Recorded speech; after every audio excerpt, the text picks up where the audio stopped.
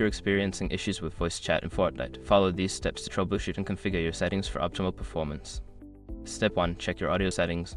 Navigate to the audio settings in Fortnite. Ensure that voice chat is enabled and that the correct input and output devices are selected. Adjust the volume levels to make sure they are set appropriately. Step 2. Verify your platform settings. Depending on your gaming platform PC, console, or mobile, check the system audio settings. Make sure that Fortnite has permission to use your microphone and that the device is not muted. Step 3. Test your microphone. Before jumping back into the game, test your microphone outside of Fortnite.